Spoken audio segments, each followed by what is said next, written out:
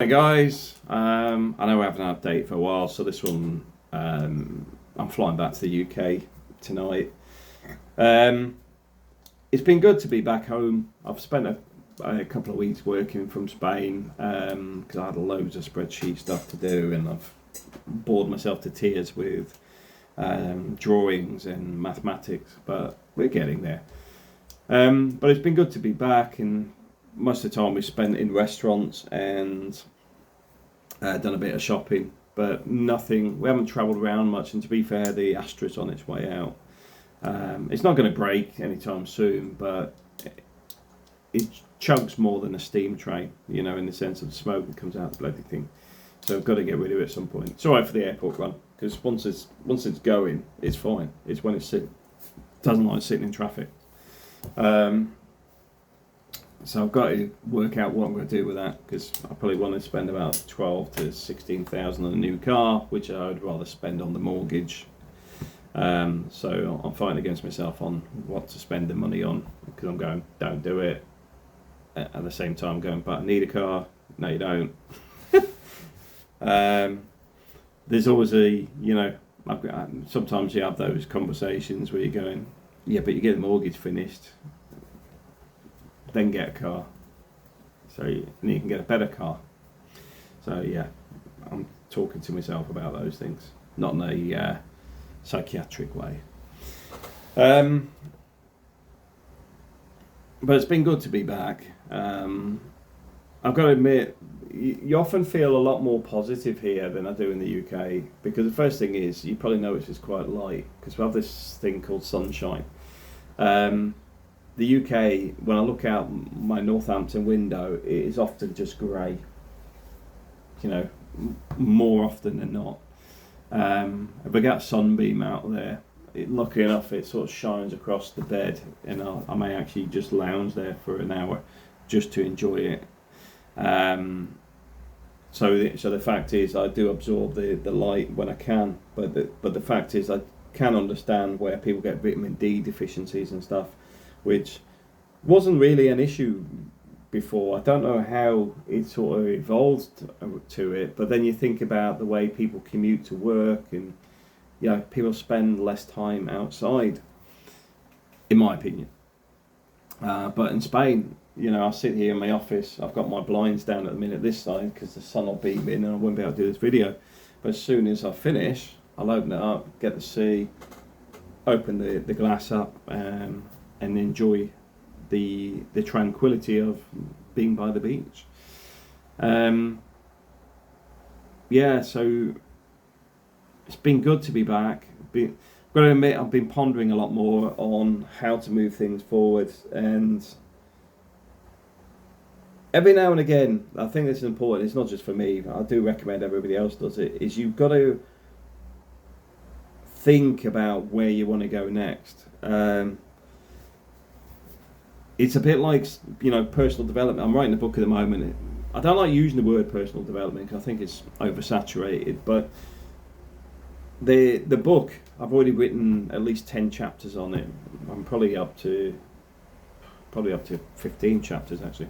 But the point being, in the book, if people can pull bits out of it and find it useful, that's a winner for me. Because the reality is, a lot of the stuff that we have in our lives is often we lock ourselves in because of fear of failure, what other people think, and other things that are irrelevant. I've been looking at the Stoic stuff lately, with Marcus Aurelius, he was the Emperor of Rome, and a few other of the Stoics. I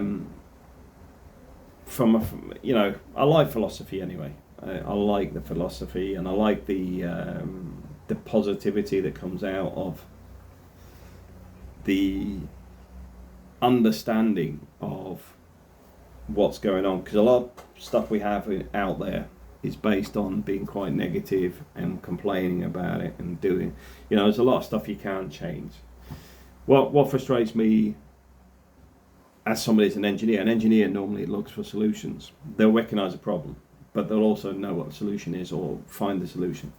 So by nature, you can often be assumed that you complain a lot, but in fact, you're trying to prevent problems, or they can see that this will lead to this. So, you know, it's methodical.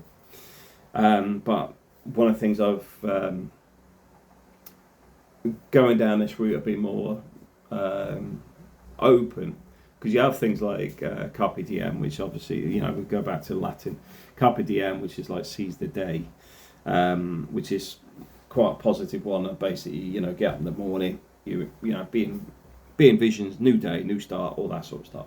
Try not to look at yesterday. Try not to look at the crap that, you know, you may have had a crap email off your boss yesterday, but yeah, ignore that. To hell with that. It's all about today. Move forward. But then you have carpe fita. I think it's fita, F-I-T-A. I'm sure it is, which is accepting fate. Now, that's quite a stronger one, in the sense of, when you accept fate, what you're actually doing is accepting it is what it is, and you do something that is more focused on the changes, in my way of thinking anyway. So you may be in a crap work environment. No point whinging about a crap work environment. What are you doing to change it? You accept it's a crap working environment. That's it. It's the same as, I can tell you that you're going to risk bringing a company to bankruptcy. The fact that as a business owner, whatever, you don't want to listen, it is not my problem or my responsibility to change your mind. The fact is, I've given you the information, you ignore it, fine, I'll move on. And that's been something I've had to move into, which is actually moving away from actually trying to rescue some things that are impossible to rescue. Because the older years, I used to, it was in bigger companies, and then you'd be a central resource. As a central resource, you would then try and rebuild a failed contract, whatever is needed. But because of the demise of Carillion, a lot of these little contracts have far too much control, and it's only once they bring them to a verge of bankruptcy that anybody will actually intervene. At which point you're going, I'm not investing my time in this anymore, because they are not part of a, you know, greater, like Carillion sort of setup. They are little tiny companies where their functionality is not the same. They, you know, it's not where you have a authority that can make the changes. So you just go, okay, you carry on, you do it the way you want. Nothing to do with me. I'm brought in to do energy, and I'm brought in to do this. Completely ignore the rest of it, which goes against what a leadership piece and everything else. But I recognise the difference between what I can and can't control. And I know this is all a bit off tangent today, but the reality is recognise what you can and can't control, recognise what has a positive, negative influence, and what is the output. If there's no positive output, don't waste your time. So my focus the last week or so has actually been on thinking about how to evolve things to get back home full time. I've got a master's degree kicking off in, well, a week. I'm not happy with the timetable already, because they're on about so many hours per week. It was like, no, stack me up. You're on about 6 hours a week. I'm not doing this for 2 years. I'll do it for about 8 months. I don't want 6 hours a week. Give me 20. Give me Saturday and Sunday. I'll do 8 hours Saturday and do 8 on the Sunday, and I'll do the other work. Because, like when I did electronics, it was a two-year course. I did it in 3 months. Because I'm not here to that slow treadmill of education where they turn around and just drag it out. I just want the job done. So that's where my focus is to actually just accelerate everything. I'll see how I can get on with the lecturer once I spoke to them about it, saying, look, I'm not doing 2 years. I want to finish it. I've got the courses I need to do, and I can't do this if this is going to bog me down. I need to accelerate it. Hence the focus on myself. Not going, oh company, 6 hours a week, oh, blah, blah, blah. It's like, no. I want out of this. If I do it 12 hours a week, I've already knocked a year off it.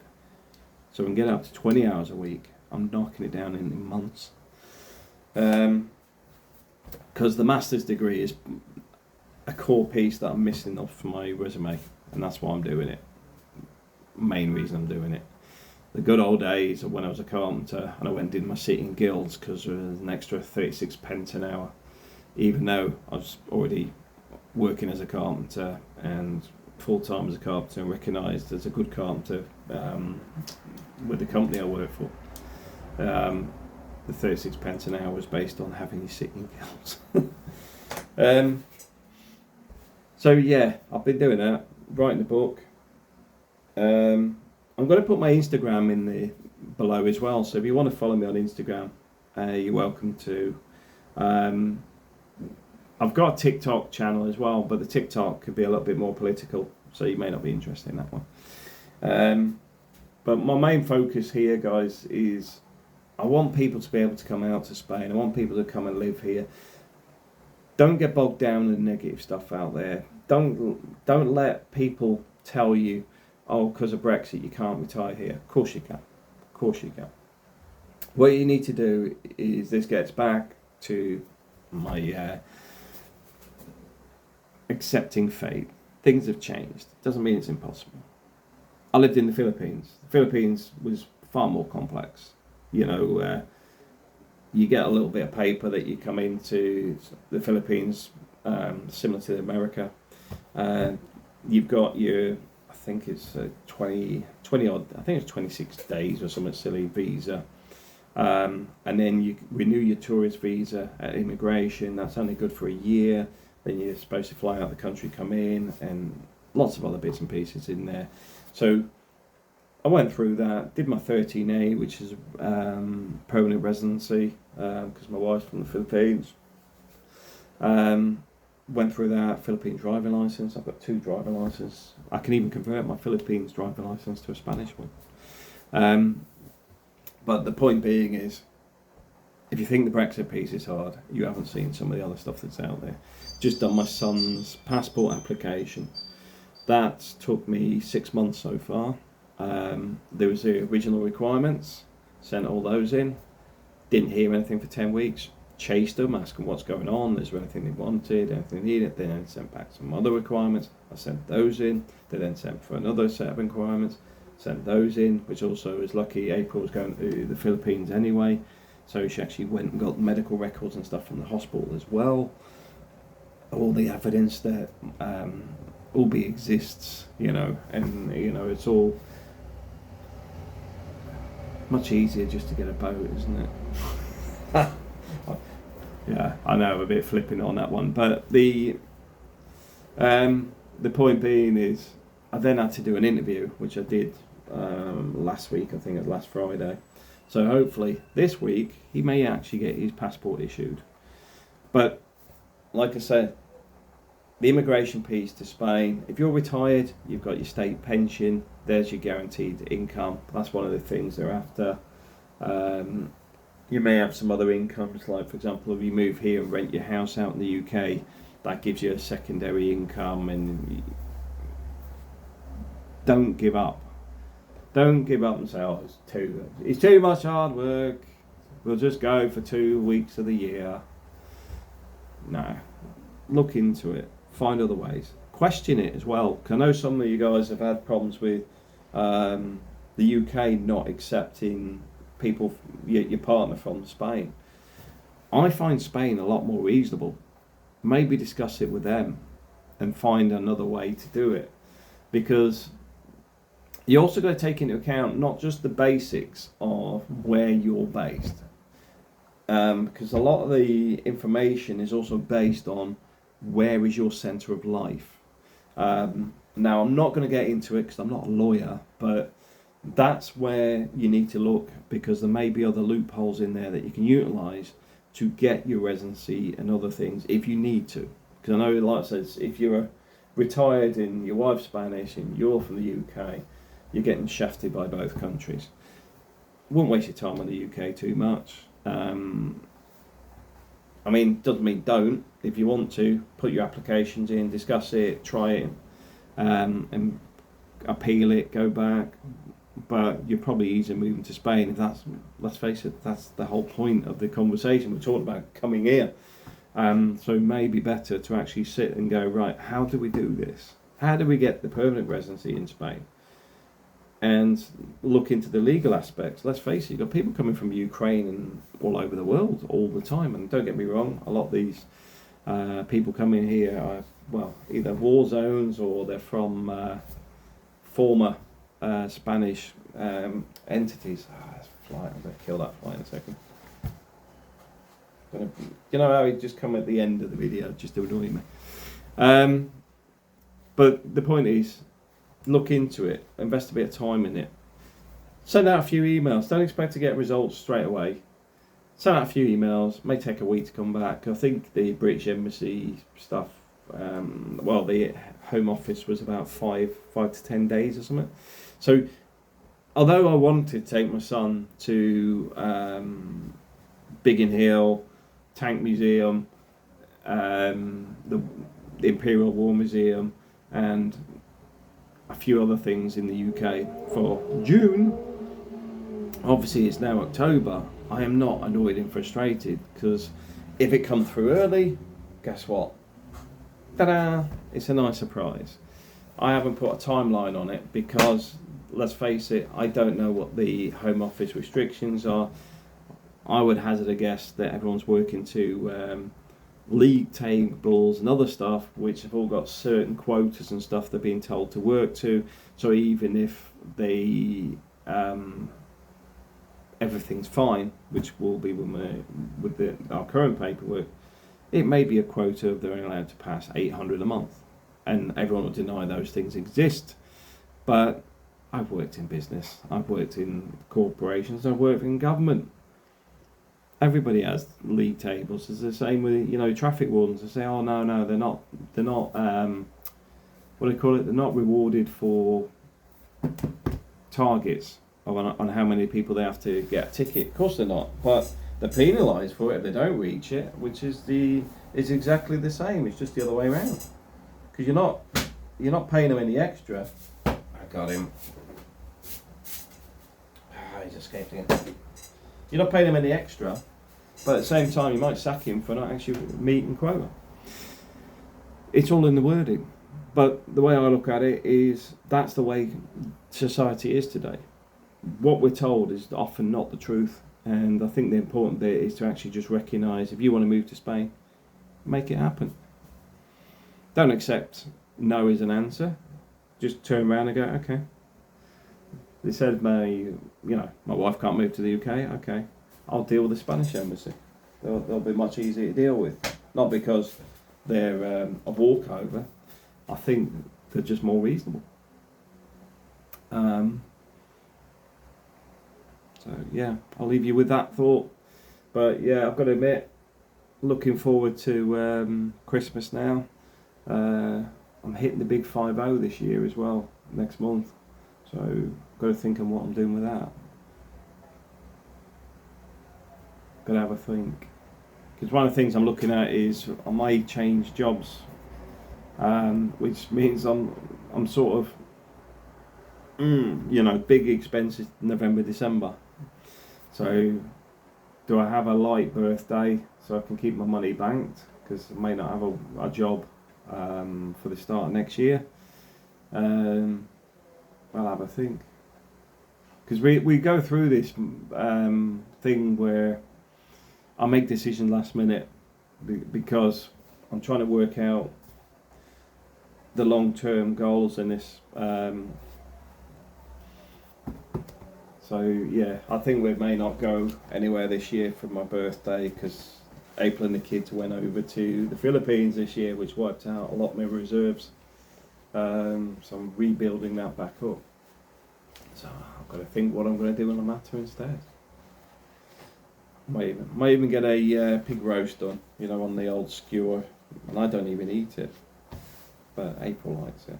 So maybe I'll get a roast pig and have some friends over. But I know it's a bit long-winded with this one this week, but that's why sometimes I don't do videos, because this is what's going on in my head. I haven't been to many places, but I will put a 360 video up after this one of the beach. I'll go and stand over there with a coffee and maybe read a book while it records for like 15-20 minutes. Thanks for watching.